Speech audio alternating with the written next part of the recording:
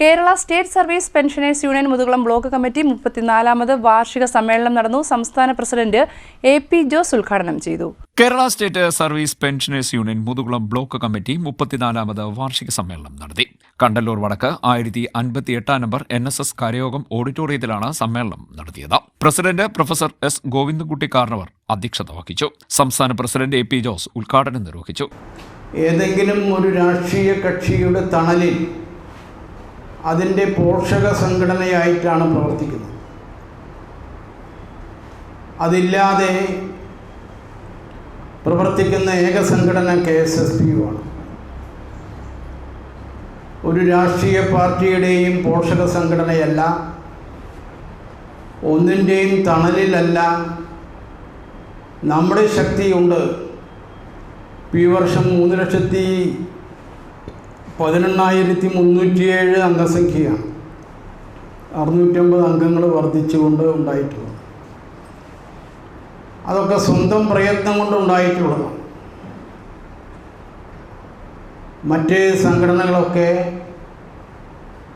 പ്രവർത്തിക്കുന്നതും അതിന് പ്രചരണം കൊടുക്കുന്നതൊക്കെ അവരുടെ മാതൃസംഘടന രാഷ്ട്രീയ പാർട്ടികളുടെ സപ്പോർട്ടോടുകൂടിയാണ്. അപ്പം അങ്ങനെയുള്ളൊരു കാലഘട്ടത്തിൽ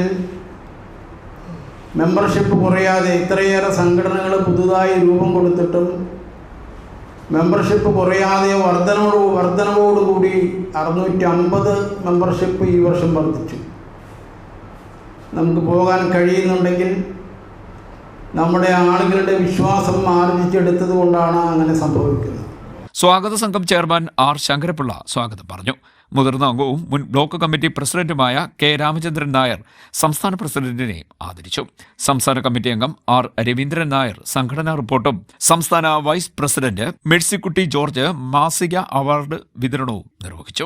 സെക്രട്ടറി പത്തിയൂർ ശ്രീകുമാർ വാർഷിക റിപ്പോർട്ട് അവതരിപ്പിച്ചു. Treasurer M. രാജഗോപാൽ വരവ് ചെലവ് കണക്കും അവതരിപ്പിച്ചു. ക്ഷേമനിധി കണക്കും അവതരിപ്പിച്ചു. കഴിഞ്ഞ തദ്ദേശ സ്വയംഭരണ സ്ഥാപന തെരഞ്ഞെടുപ്പിൽ വിജയികളായ KSSPU അംഗങ്ങളെ ചടങ്ങിൽ ആദരിച്ചു. കണ്ടല്ലൂർ ഗ്രാമപഞ്ചായത്ത് അംഗങ്ങളായ K. സുരേന്ദ്രബാബു, S. രാജേഷ് എന്നിവർ ആദരവ് ഏറ്റുവാങ്ങി. K. ശ്രീലതാദേവി നന്ദി പറഞ്ഞു. തുടർന്ന് ജില്ലാ കമ്മിറ്റി അംഗം R. പത്മാധരൻ നായർ വരണാധികാരിയായി തെരഞ്ഞെടുപ്പ് നടന്നു.